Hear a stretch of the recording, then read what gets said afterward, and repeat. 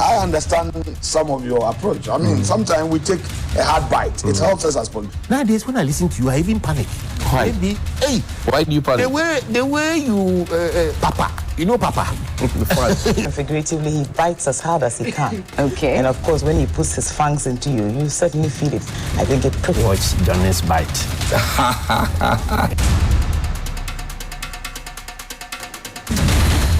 Bismillahir Rahman Rahim. Alhamdulillah Rabbil Alameen. Hasbunallah wa ni'mal wakil. The Lord is my light and my salvation. Whom shall I fear? Neither do I walk through the valley of the shadow of death. I will fear no evil, for you art with me. Thy rod and thy staff, they comfort me. Thou preparest a table before me in the presence of my enemies. You anoint my head with oil, my cup runneth over. And surely goodness and mercy shall follow me all the days of my life. And I will dwell in the house of the Lord forever and ever. Amen. Assalamu alaikum. It's Monday. Welcome to Johnnie's Bite.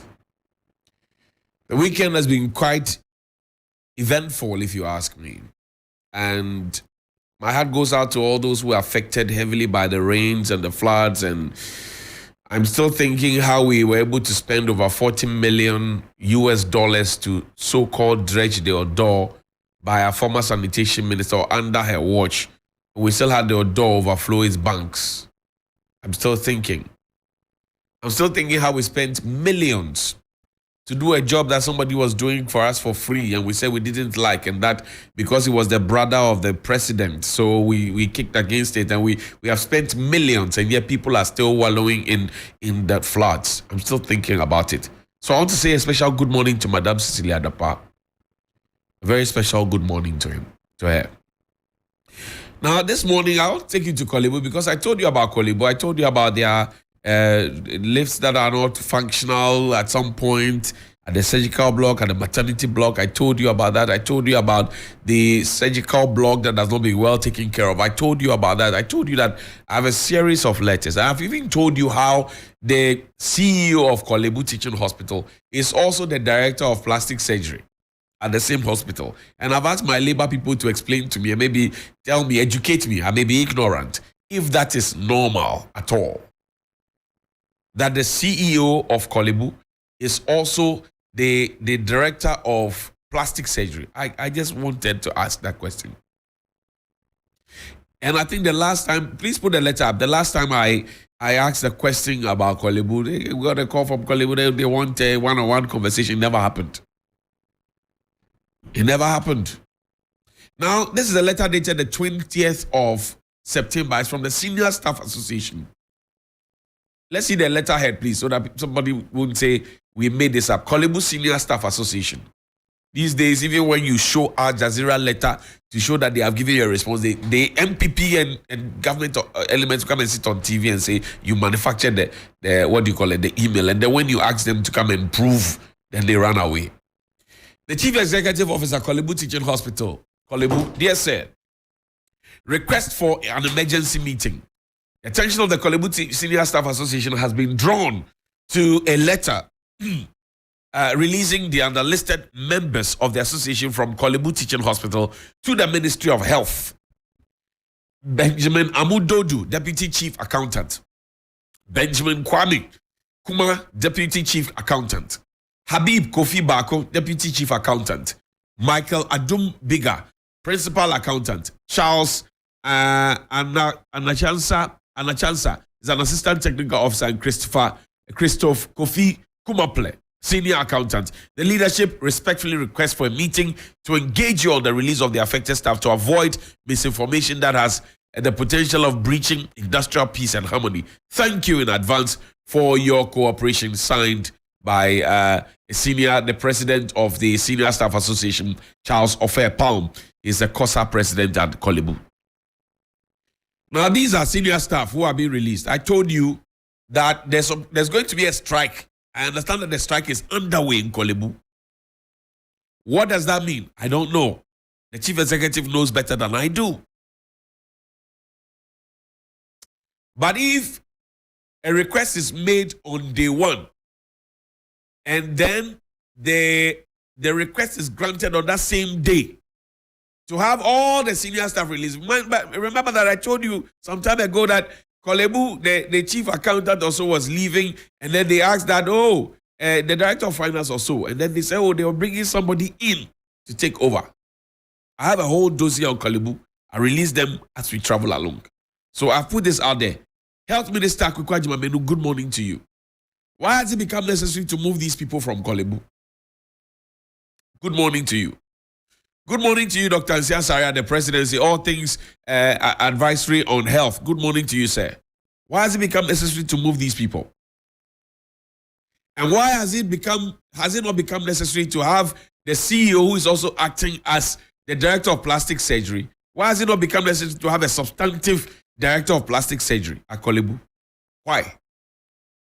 I'm asking a question. But over the weekend, it was an exciting time. 3 days. First day, police goofed. The Ghana police, they goofed. They did what somebody called Banku policing. Because they actually didn't know that the BBC journalist that was arrested still had his phone on him recording them, according to Bridget Otu. Banku policing. And that is what happens when you pack the police with political police and protocol police. They will give you Banku police. That's what they will do. Now, I've told you time without number that the people are the ones who have the power. Put the picture up. The people are the ones who have the power. The power belongs to the people. The power that the politicians have. The power that they wield. The power that they use to foment trouble. The power that they use to torment us belongs to the people. It doesn't belong to the politicians. And that if for any reason the people are afraid to express and show the power that they have, it becomes a problem. I mean, why does anybody think that in holding demonstrations you are destroying the peace or disturbing the peace of the country? Why does anybody think like that? Why does anybody think that if demonstrations are held, it disturbs the peace of the society? I told you that your police service told you they don't have the men to be able to guide people to do demonstrations. But they had enough men to wait for them to arrest them, beat them, molest them, and put them in cells until they got bail. Your police service. And that it takes less numbers to actually guide the people to demonstrate in the right way than the numbers that they put out there to arrest the people. Banku police.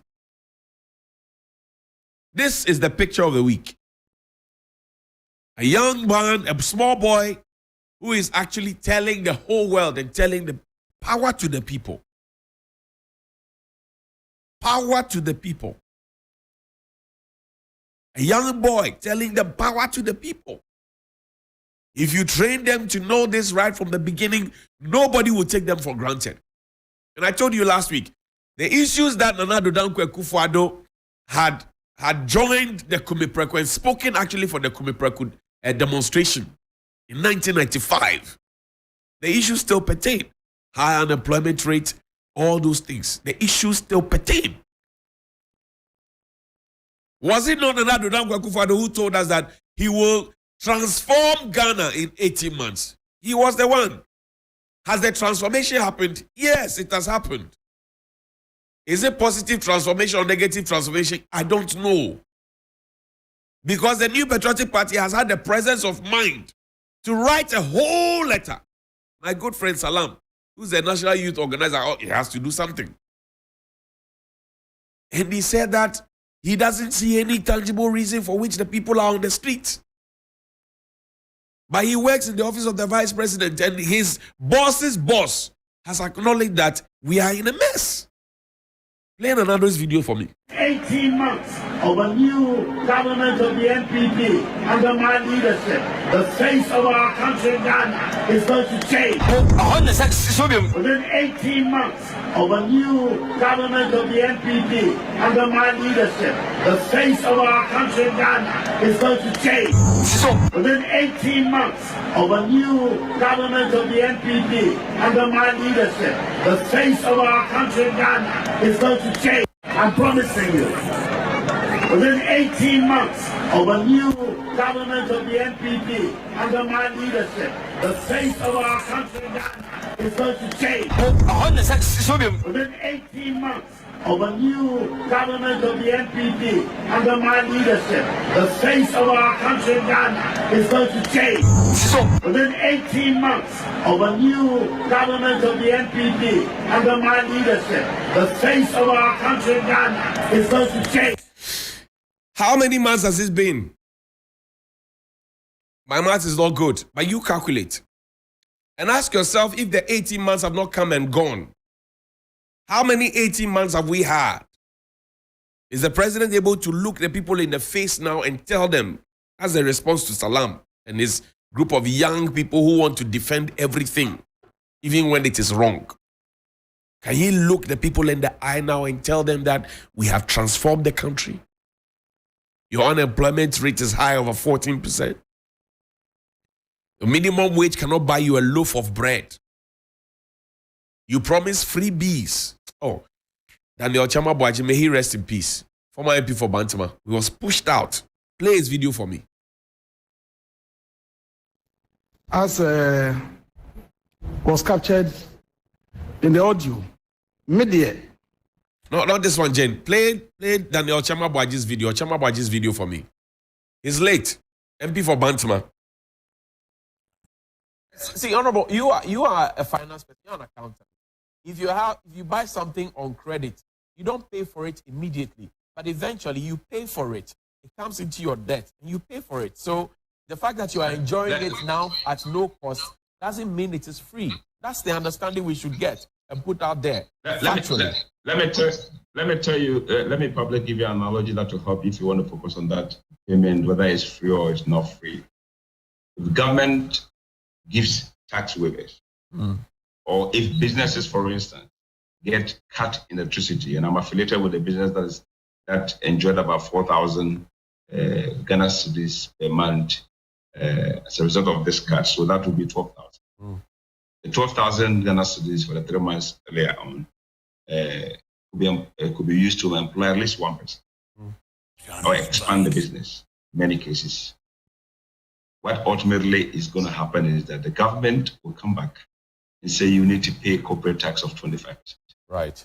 What eventually will happen is that for the jobs sustained, I will take money from the employee or the employees whose jobs were sustained in the form of pay as you earn pay. So the government, you might think, is giving things for free when they are supporting the people or businesses. Ultimately, the government knows that one, he's doing a social good, he's supporting his own people. Eventually, all those tax waivers and those bailouts will be paid. Eventually, we'll pay for it. So there was nothing like free water. There was nothing like free electricity. All be lie. He said it. There's nothing like free water. There's nothing like free electricity. All be lie. And may he rest in peace. I asked him this question in 2020 in the heat of COVID. When we're busy telling everybody that, oh, free water, free electricity, free water, free electricity. Kojo Sheldon was bathing in a wheelbarrow drinking wine. Or since they say, for Monatin and so. He was bathing in a wheelbarrow, sitting under a tap, open the drinking wine, free water, free electricity. We know we are paying for it. We even know, even up until now, the WHO has outlawed COVID, but we are paying COVID, whatever it is. Now, COP Mensah is a lawyer. I am not a lawyer. He was asked specifically at the table where he went for sitting. And then he was asked whether he is a member of the MPP or not. He said he's a sympathizer of the MPP, the UP tradition, and not a member. In fact, the chairman, Atachia, tried so much not to let him answer that question. The chairman said it has far-reaching consequences on the benefits that he may get if he retires. So he should not answer the question. And that the chairman even said that you could be a member and not be a card-bearing member. Then Patrick Boama, who is also a lawyer, stepped in and literally outruled the chairman, overruled him. We saw it. It was on TV. He said he was a sympathizer, not a member. Now news is out that he has said that he wants to contest the Bekwai seat. Bekwai. Joe Asewusu's seat. He wants to contest it on the ticket of the MPP because he has been a card-bearing member of the MPP. I don't know what Pedri looks like, what Pedri sounds like. But if James Jachi question is being held on the principle of perjury, COP Mensa, play the video for me. That is captured here as having been made by the witness, especially when he indicated that I have been MPP member since long. Jen, we don't have too much time. Play the third one for me, the third video of this series. Tomorrow I'll play these ones for you. To contest for, and why do you think you are qualified to contest? Yes, I've already said to other people, I have been a member of the United Party or UP for a very long time. My parents were UP and I've been in that party for a very long time. But you see, once you join certain public services, you cannot do active politics. But that doesn't mean that you cannot be a member of the political parties. You can be, but you cannot do active politics. What you have to make sure is that you being a member of that political party will not influence your professionalism in your chosen field of work. Let's talk about the standards.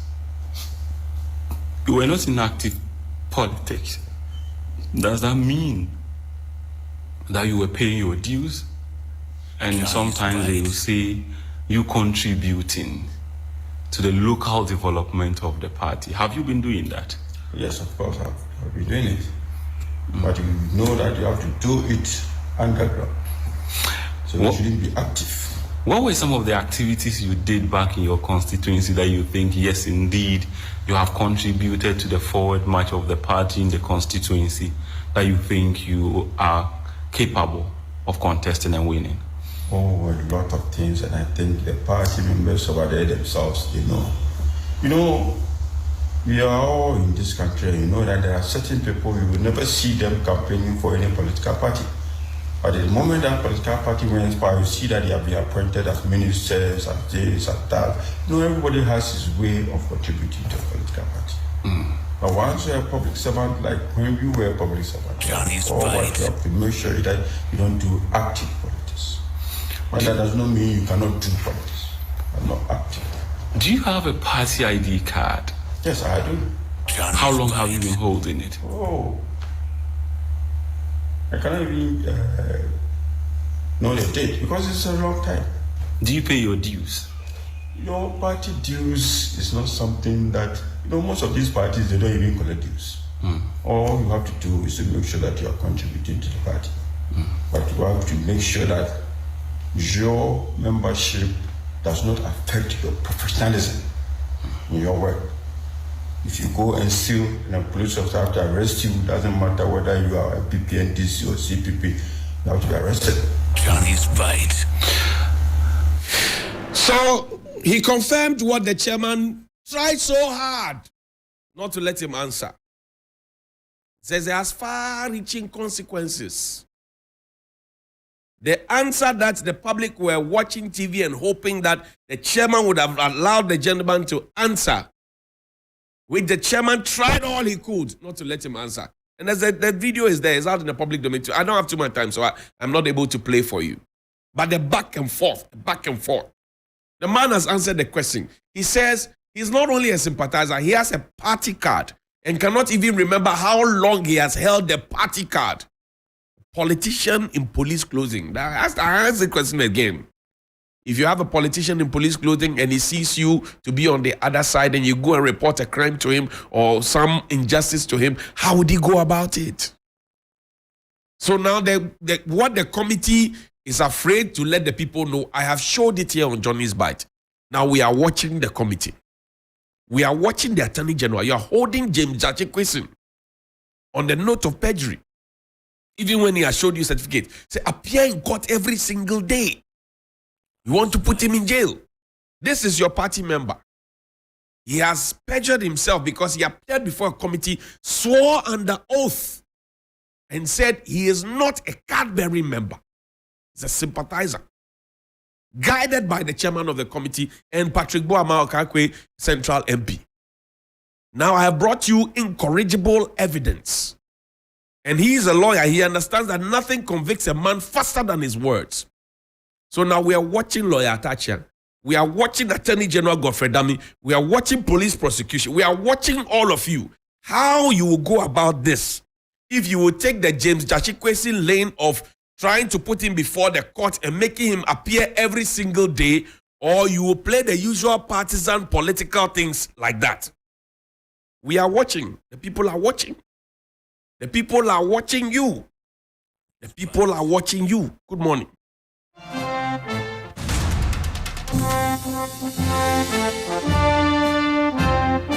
Johnny's Bite.